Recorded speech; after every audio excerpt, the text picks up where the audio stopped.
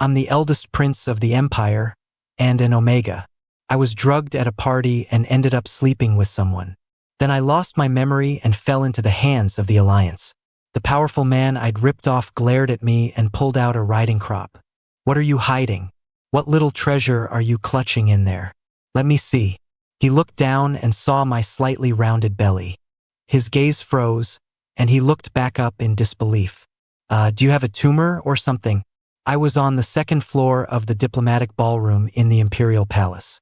Draped in a tailored black cape, I slowly pulled a velvet glove off with my teeth. As a crowd of officials escorted me toward the ballroom, one of them took advantage of a gap in the crowd to hand me a document. Your Highness, I need you to review this, if you please. I took the file from his hand. My eyes scanned it, taking in 10 lines at a time. A similarly well-dressed young man sauntered up behind me, casually falling into step at my side, a lazy smirk on his face. Hey, did you hear what I just said? What do you think? I ignored him. I fluently signed my name on the document in my hands. With slender, elegant fingers, I passed the file to the Minister of Finance beside me. Take this and run it through the proper government channels. The Minister of Finance bowed his head respectfully. Yes, Your Highness. The young man I'd ignored didn't seem offended, merely raising an eyebrow. Are you sure you don't want to engage in a little power struggle with me, dear brother? When I didn't answer, he leaned in and murmured in my ear. The Empire hasn't seen twins like us in ages. If we don't fight for the throne, politics around here will be so boring. I finally stopped walking and looked at the idiot beside me, my lips pressed into a thin line. Ryan, if you're that bored, go do a couple of pirouettes in the middle of Imperial Square. Go bond with the senior citizens. Just stop bothering me. Before he could react, I slapped the pen I was holding against his chest, turned on my heel, and strode into the ballroom. The captain of the guard was already waiting at the entrance.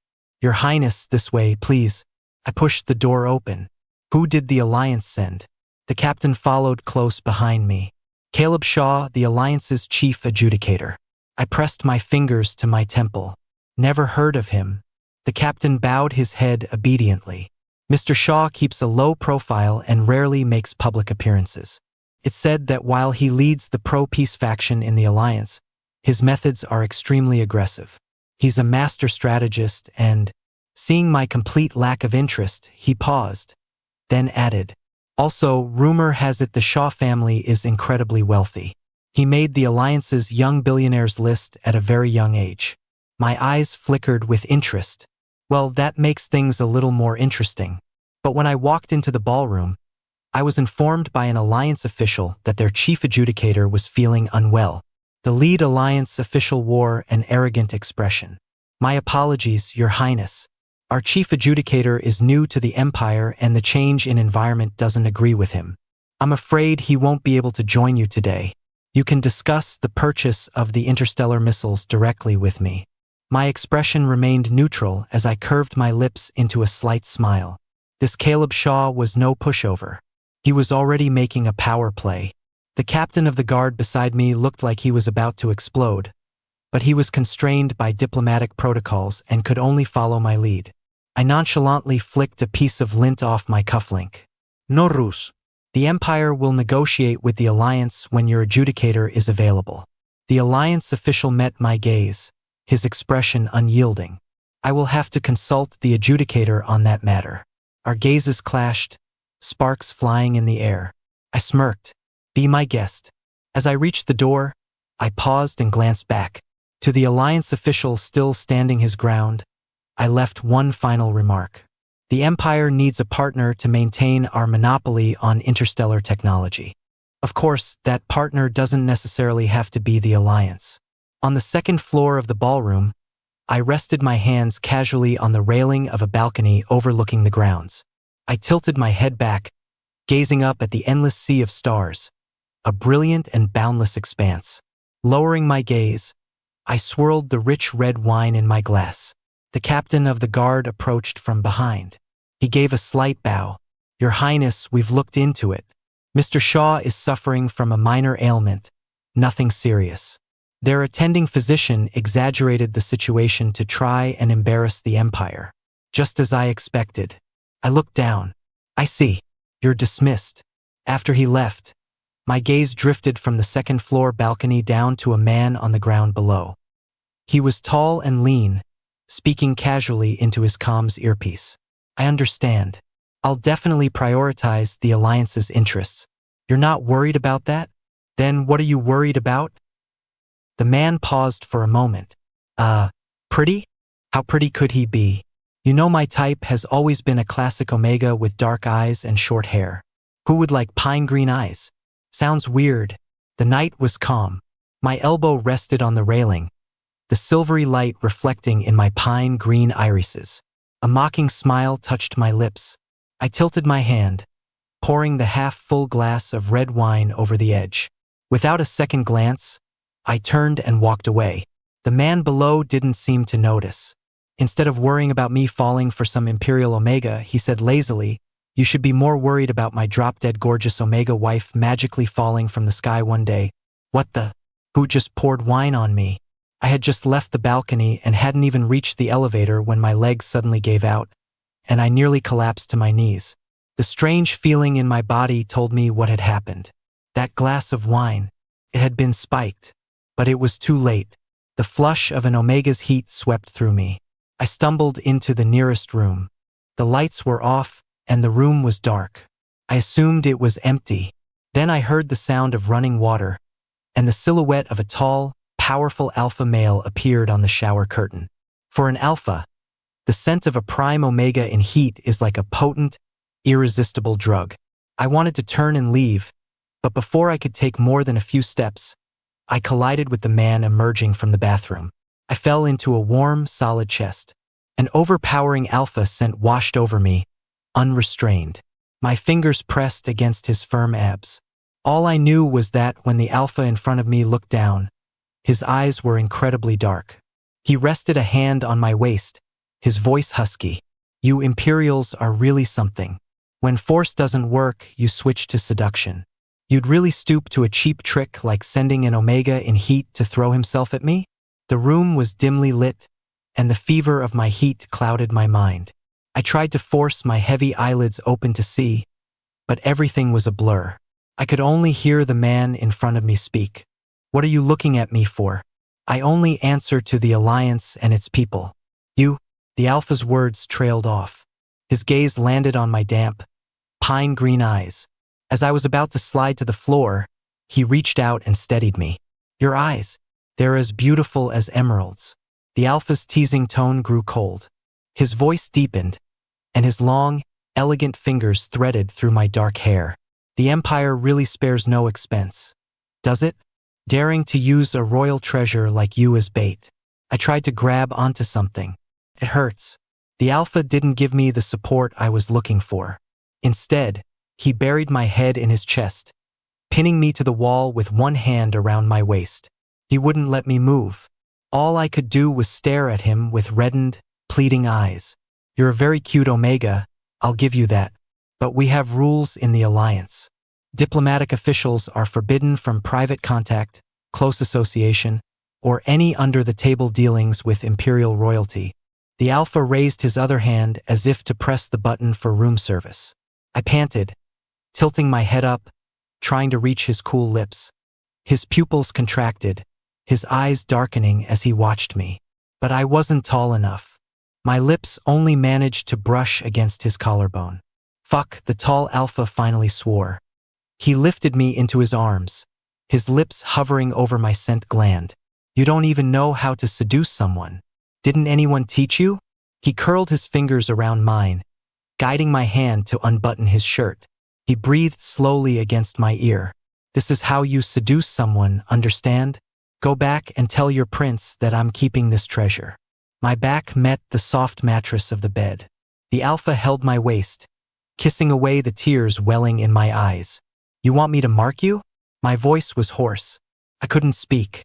I could only hear the Alpha's low chuckle. "If you don't want this, recite the third article on page 263 of your Imperial Code. If you can't recite it right now, I'll take that as a yes." Page 263, Article 3. Completely oblivious to his tyrannical terms, I tried to think, my mind a chaotic mess. Maybe the sight of me concentrating so hard amused him, because he pressed down on me again. I wrapped my arms around his neck, my fingers curling unconsciously. Imperial Code, page 263, Article 3, concerns the articles of succession. Adult Omega royalty and alphas have equal rights to inheritance. Hearing my words, the alpha paused. I curled my fingers into his palm, desperate, urging him on. Mark me. The alpha's voice was a lazy drawl as he leaned down and bit into my scent gland. You want it so badly, but you still have to put on an act. You're much better when you're quiet, sweetheart. The eldest prince had not returned all night. The inner palace was in chaos. Where was His Highness last seen? The Alliance delegation's quarters. Have you checked there? Then what are you waiting for? Go. A young aide rushed out, running headfirst into me. When he saw my face, he scrambled to his knees. Your Highness. My expression wasn't pleasant. Get up. Seeing that I was back, the aide rushed to my side, full of concern. Your Highness, you were missing all night. Are you feeling unwell? I bit my lip to suppress a wince. I just stepped out for a bit, I said softly. It's nothing. I didn't know if it was because of last night's intensity or because that strange alpha was just that vicious, but my legs were still trembling slightly. The stimulating scent of alpha pheromones lingering on my tender scent gland was a constant reminder of what had happened. I lowered my eyes, silently digging my nails into my palm. Just let me find out who did this. I'll tear him limb from limb and feed him to the wolves in the desert. Meanwhile, a certain smug alpha returned to his room, carrying a delicate breakfast meant for an Omega. He stared at the empty room, lost in thought. Where did my drop-dead gorgeous Omega wife go? I entered the private chamber off the main diplomatic hall. Caleb Shaw and the Alliance delegation were already waiting. A screen had been placed in front of my seat, concealing me from view. Apparently, this was a special request from the Alliance government to prevent the temptation of imperial beauty. I didn't object. I had no interest in seeing anyone from the Alliance anyway. A smooth, slightly hoarse voice came from the other side of the screen. Your Highness, I apologize for yesterday's delay. I was not feeling well. The Alliance has come a long way with the sincere intention of purchasing the interstellar missiles. To speed things up, please give us your price and the Alliance will. Through the shadows of the screen, I rested my tired forehead on my hand. In a voice just as hoarse, I cut him off.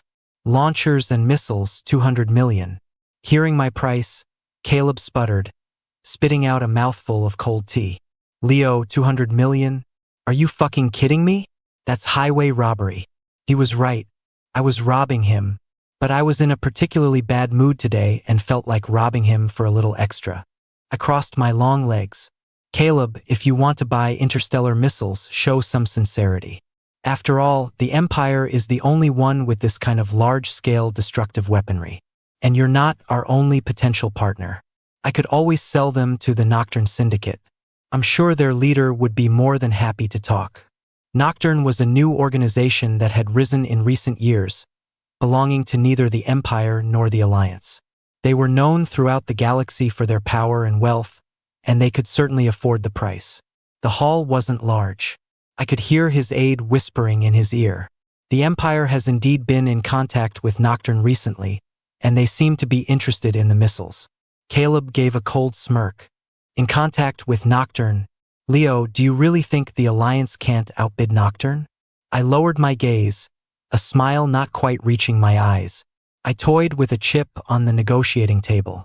Of course, I have always had faith in the Alliance, and in Mr. Shaw's financial resources.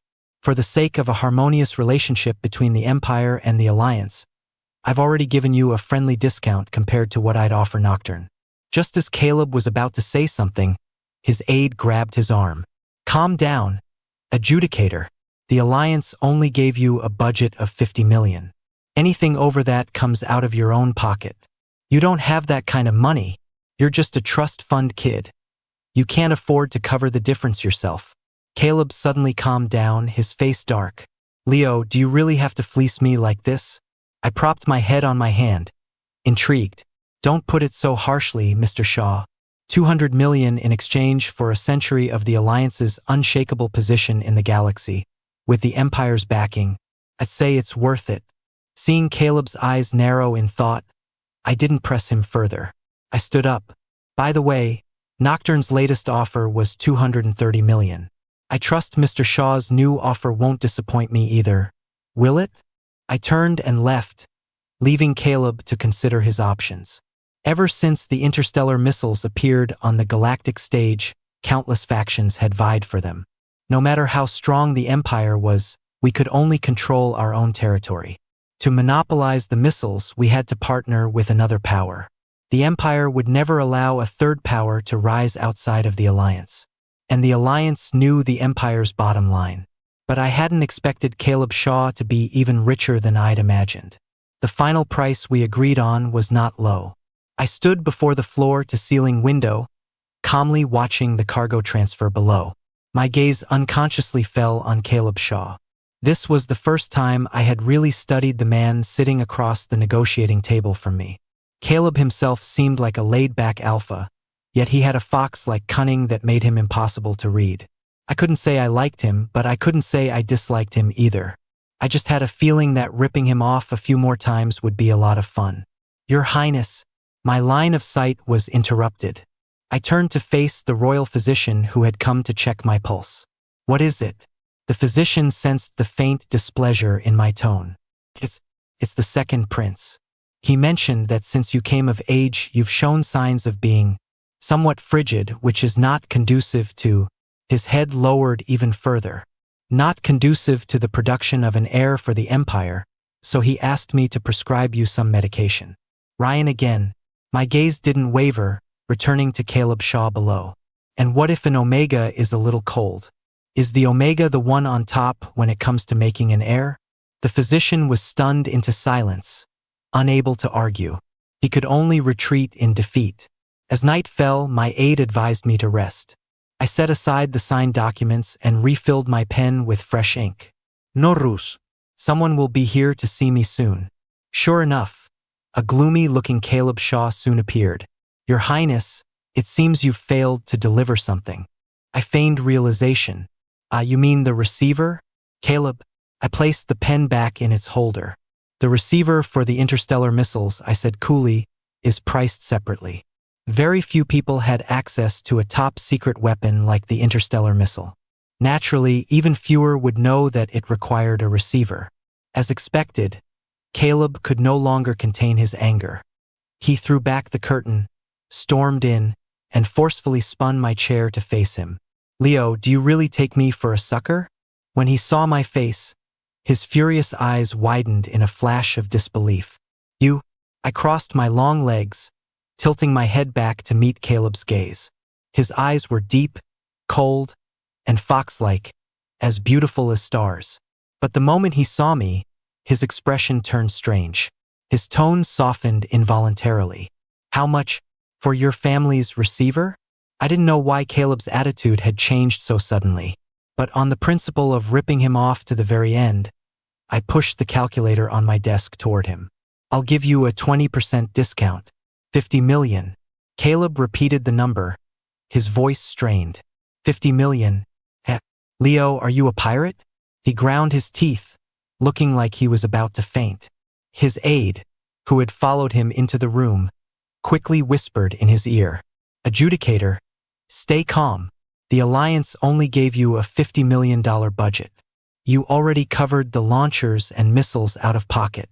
You're deep in debt. There's nothing left in the bank. Caleb's fingers dug into the arm of my chair. He spoke through clenched teeth. I know. He looked back at me. Your Highness, thanks to you, I'm about to be blacklisted by the Alliance Central Bank. Hearing this, I couldn't help but frown. Had I pushed him too hard? Caleb's posture was far from friendly. The air crackled with the oppressive pressure of a top-tier alpha's pheromones. My captain of the guard watched him warily, ready to protect me at a moment's notice. I just tilted my head back, looking up at him with misty eyes. What's wrong? Can't you handle it? Caleb, I can. TSK. That sounded like a molar cracking. The leader of the Nocturne Syndicate sat across from me, sipping tea and resting his head on his hand. We had barely exchanged a few words when someone came to report to me. Your Highness, one of the receivers has been stolen. My eyes darkened. A diversion. Kale, what is the meaning of this? Kale leaned back, his arms draped over the sides of the sofa, completely unfazed. The simple business, cousin. Caleb Shaw made a better offer. We're merchants, we follow the profit. Nothing wrong with that. The economy's been in a slump, and Nocturne has been losing money for years. We needed the funds. I was originally just going to take his money, but he said it was for a bridal price. After that, I couldn't refuse. But speaking of which, what on earth did you do to that alliance adjudicator? He knew I was helping you drive up the price, yet he was still willing to let you fleece him. I picked up my teacup and took a small sip. Probably just another alpha led by his dick, I thought. Having lost my appetite for tea, I uncrossed my legs and stood up. Next time you don't have to make being partners in crime sound so noble. My dear, however many times removed, cousin.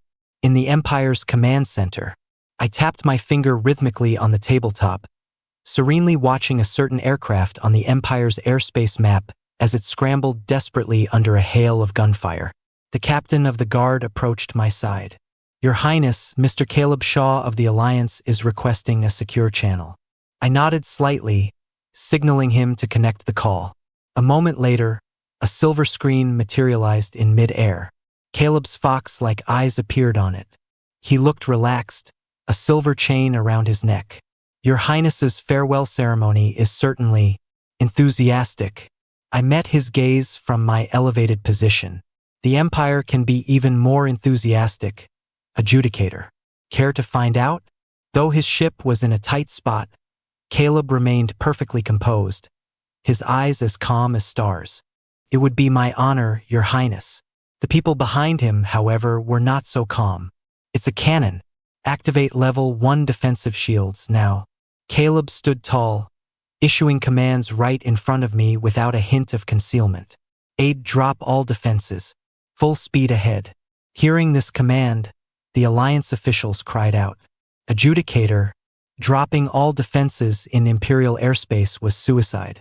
One hit from a mortar shell and they would be vaporized. A cold smile touched my lips. What, you think I don't have the guts to kill you? Caleb's posture was relaxed, a smile playing on his lips. You may not know this about me, Your Highness. I'm a gambler. The bigger the risk, the more I want to play. He then made a very strange gesture, pressing his fingers to the back of his own neck. My pupils reflected his movement. The bite mark on my own scent gland was in that exact spot. The people from the Empire and the Alliance had no idea what Caleb was doing, but I knew exactly what he meant. My expression turned to ice. Caleb was arrogantly telling me that he was the one I had bonded with that night. In the brief moment our eyes met, Caleb's ship had already flown out of the Empire's firing range at incredible speed. On the lingering communication screen, I watched with cold eyes as Caleb knelt on one knee, calmly taking my own virtual hand, the one resting on the missile launch console, and pressing a light kiss to my long fingers. It was a perfect rendition of a formal hand kiss, standard among the Alliance's upper class. Your Highness, the next time we meet, I'll be coming to marry you. The young aides around me all bowed their heads, holding their breath, not daring to watch. My voice was low as my fingers tapped softly on the tabletop. Scramble all bombers. Blast a path straight to him. One of the aides looked up in shock. Huh? For real? But that's the Alliance's. Seeing me look down in silence, the captain of the guard barked in a low voice. Blast what? His Highness means we can't lose face.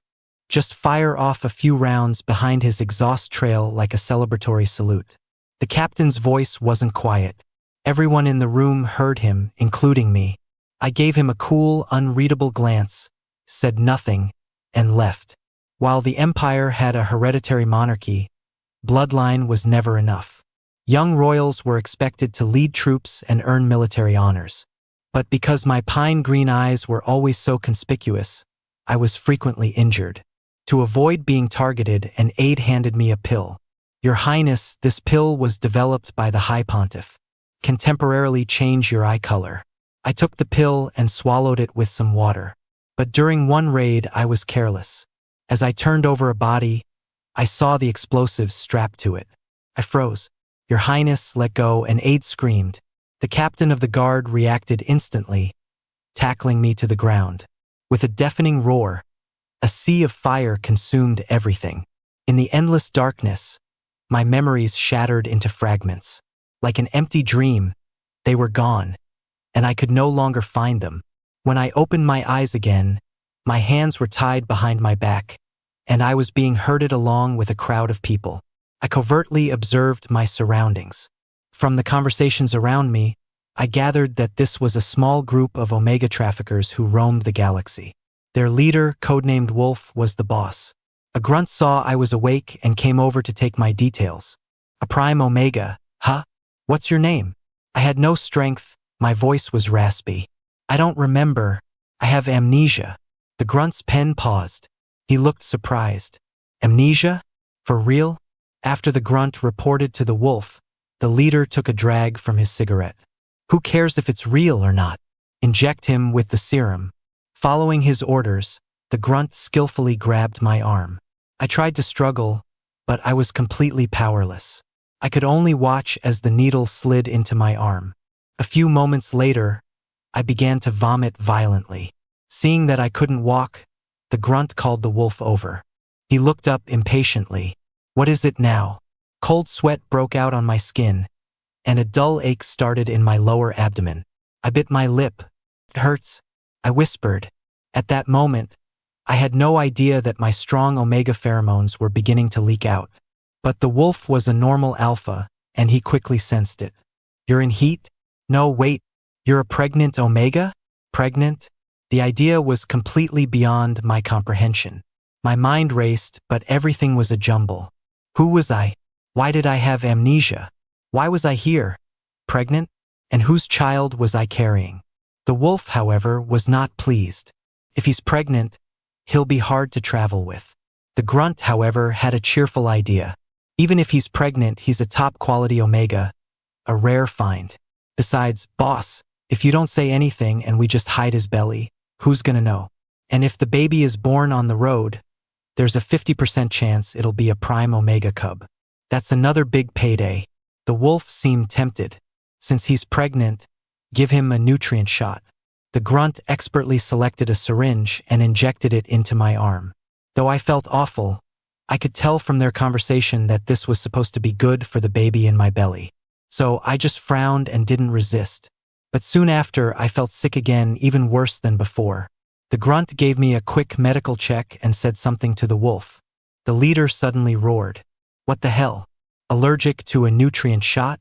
Having likely never heard of such a rare combination in his life, the wolf fell into a thoughtful silence, then shot up from the rock he was sitting on. Damn it! Where did this delicate Omega come from? Allergic to a nutrient shot? Did he grow up eating gold? Luckily, the grunt was quick to stop him, grabbing him around the waist. Boss, why are you getting worked up over a pregnant Omega? It's beneath you. The wolf spat on the ground viciously. Too high maintenance. I'm done. We'll sacrifice him here. Sacrifice was slang among Omega traffickers. It meant abandoning any Omegas who got sick or became too difficult to manage during transit.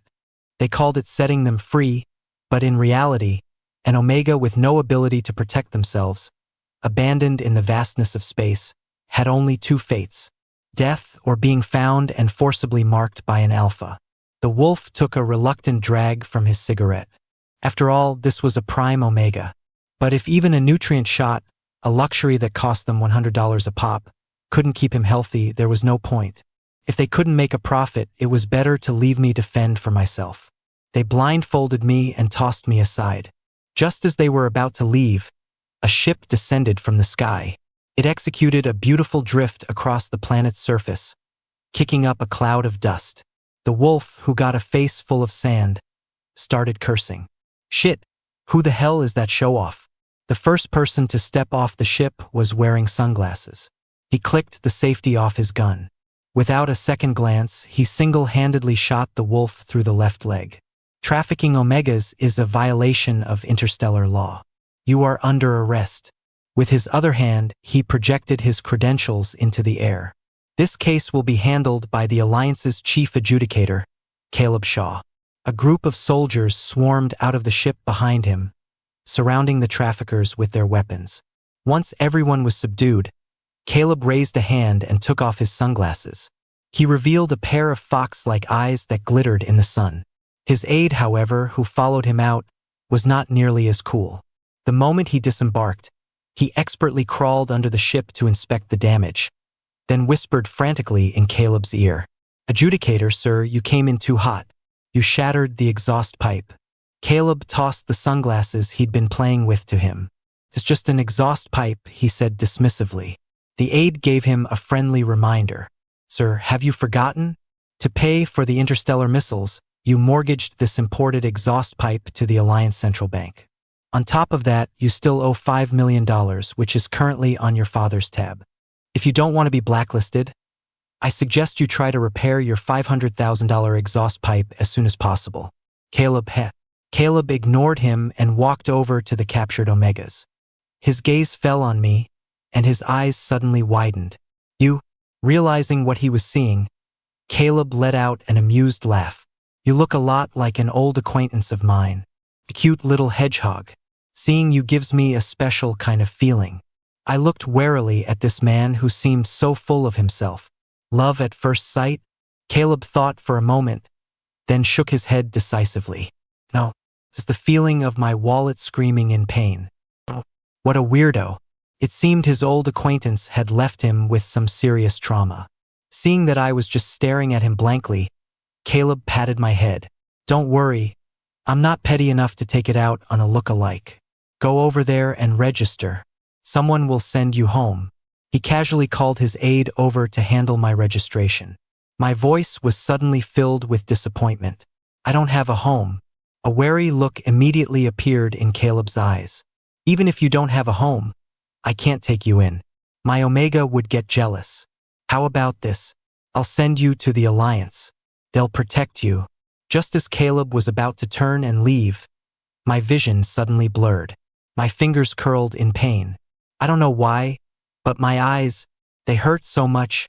The sharp-eyed aide was the first to notice something was wrong. "Wait, adjudicator." His eyes, they're changing color.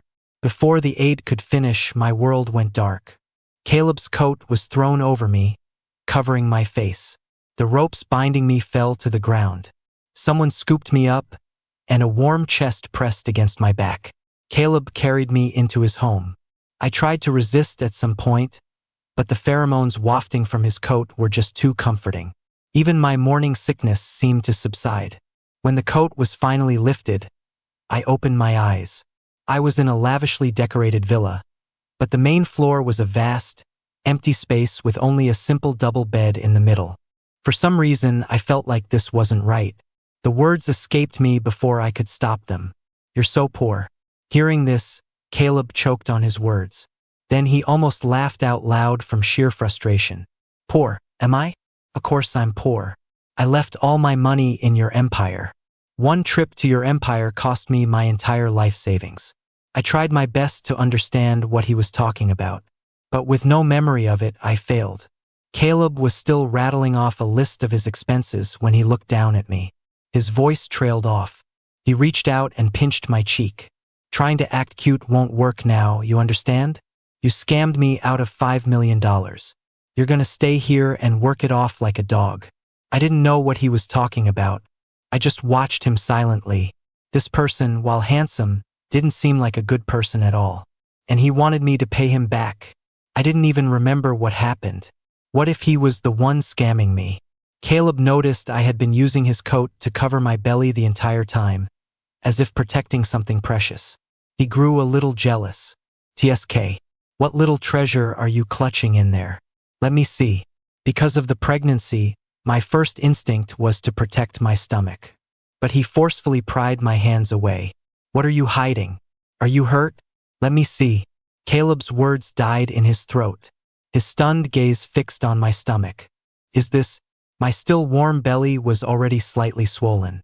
Caleb raised his large hand and tentatively pressed down on my abdomen. Then he looked up in disbelief. For real? My big treasure is carrying a little treasure. And delivered right to my door? Can life get any better? Before I could say anything, there was a knock on the door. Adjudicator, sir.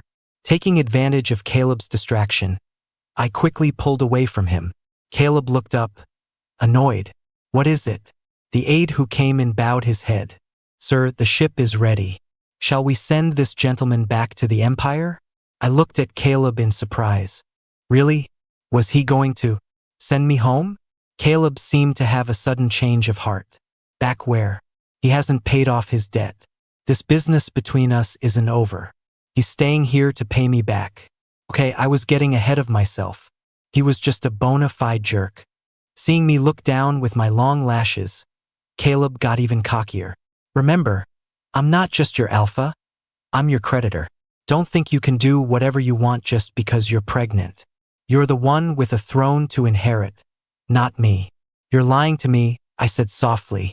Caleb's eyes widened in surprise, but he quickly composed himself and looked at me with amusement. I'm lying to you? What did I lie about? I looked up at him coldly. If I were really your Omega, your aide would have called me Madam, not Sir. Caleb glanced at his aide, who immediately understood. Madam.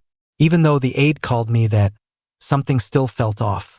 I was still trying to figure out the relationship between Caleb and me when he spoke up. Whatever you want to know, I'll tell you. Halfway through his sentence, Caleb suddenly turned to a doctor who had entered the room. Wait, he really doesn't remember anything? The doctor bowed his head.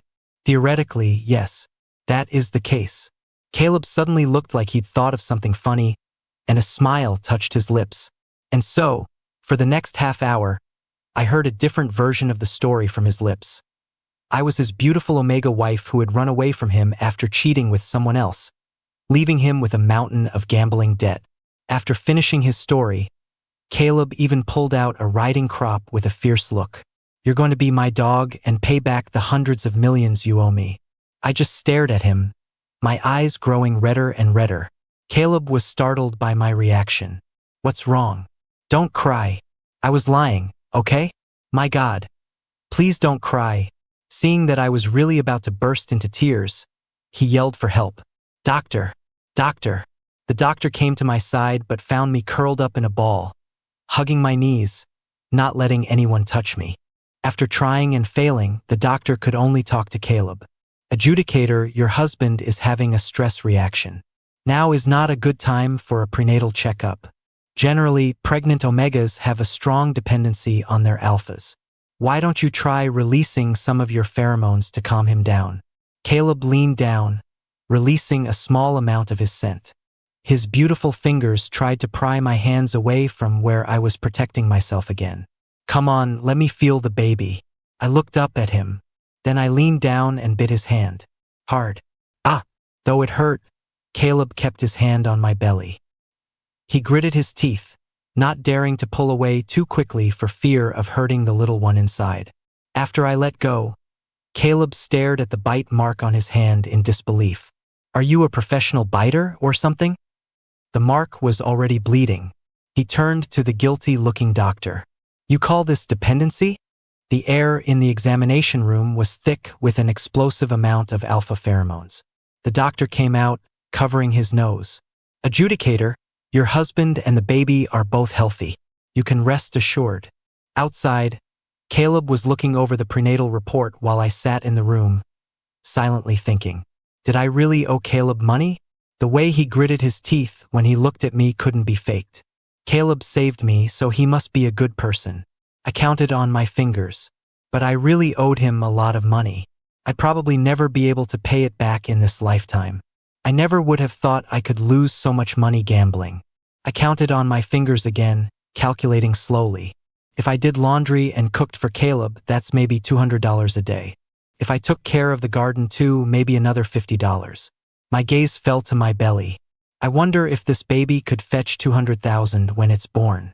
Or maybe I could negotiate with Caleb and have it count for $500,000. I'll never pay it off. I bit my finger, feeling more and more miserable. When Caleb came in, he found me with red-rimmed eyes. I figured it out, I told him. Caleb's joyful expression faltered. He looked at me, confused. Figured what out? I looked down, speaking very seriously. I shouldn't have gambled. I must have started stealing because I ran out of money from gambling. Caleb looked at me like I was an idiot. Then he pulled me into an incredibly gentle embrace. Don't think about it anymore, sweetheart. If you keep thinking like this, I'm worried it's going to affect our baby's IQ. Caleb set up a room for me to live in.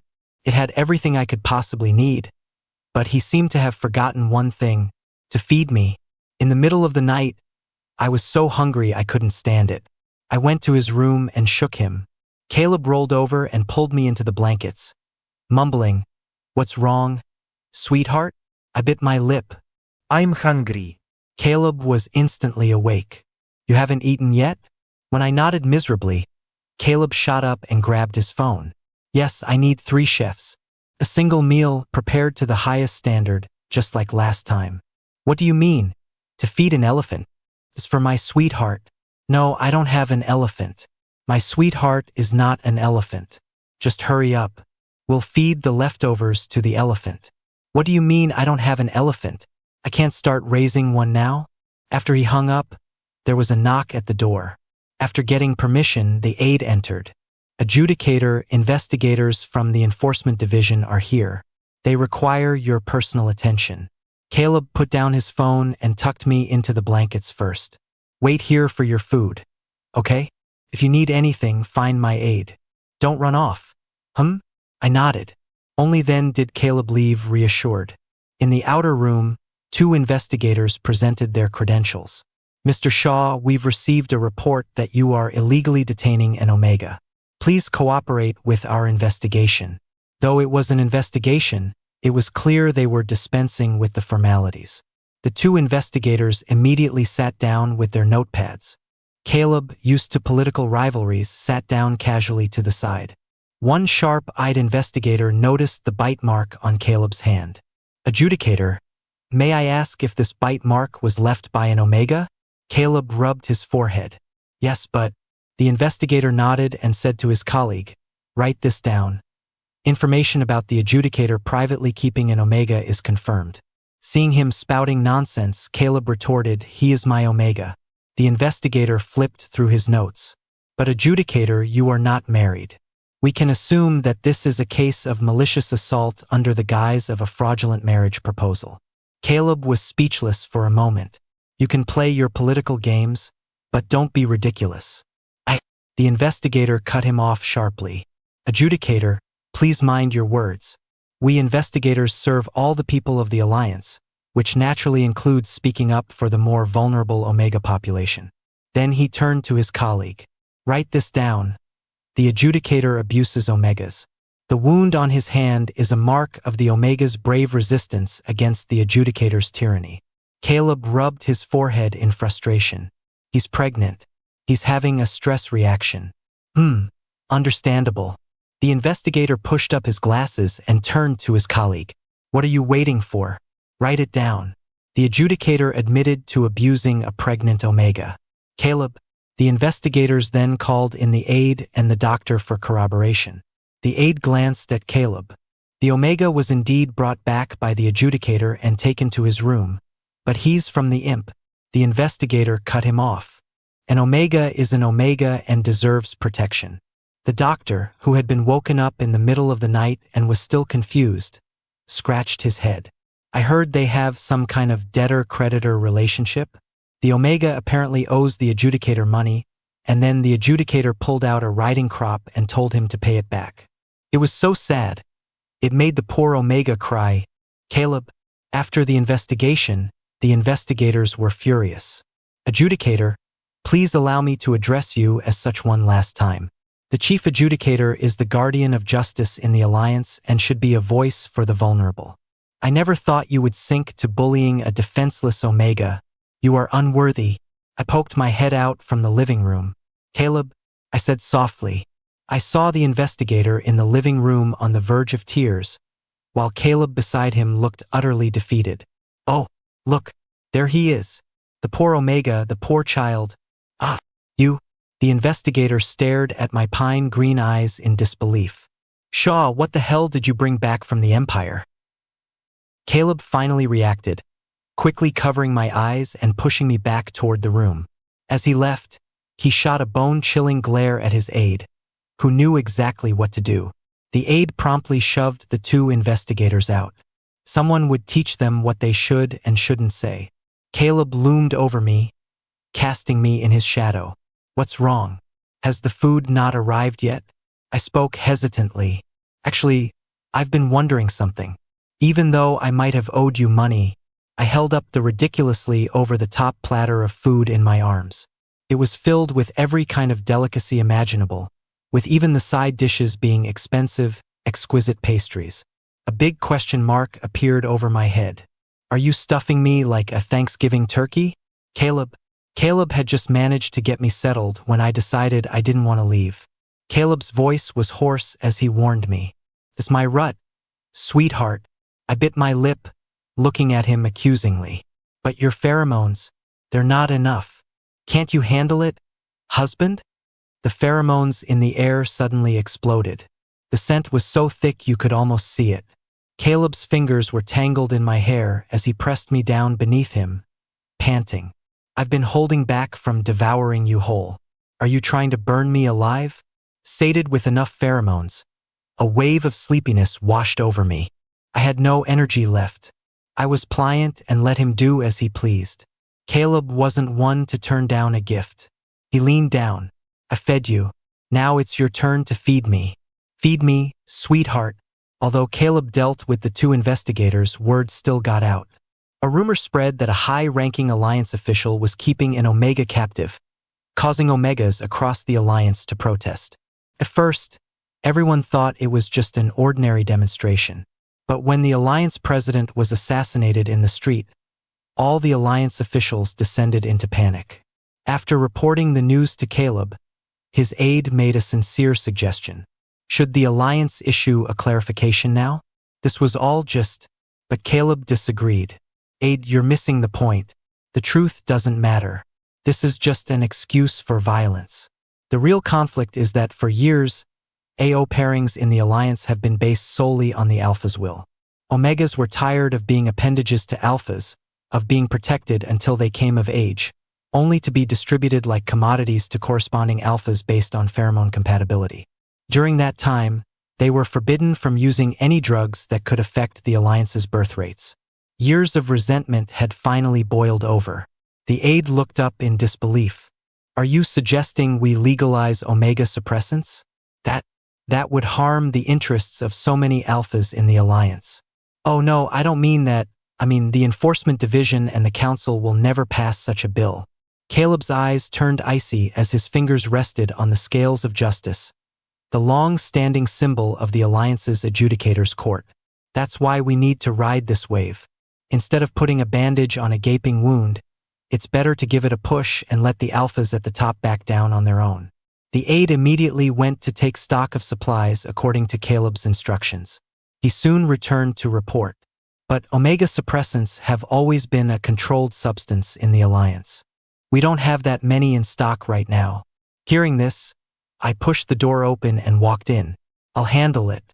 The Empire has always had a trade in Omega suppressants. There's a recent shipment at the starport that hasn't been sold yet.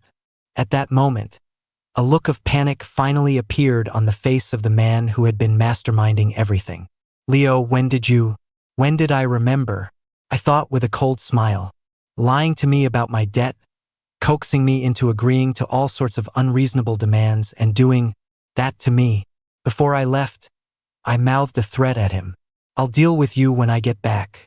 During the Alliance's time of crisis, Caleb stepped out from the shadows to become the acting president. He took full control of the Alliance's affairs, pushed for legislation protecting Omegas, and even allowed Omegas to enter politics. Even after a new president was inaugurated, Caleb retained significant influence in Alliance politics.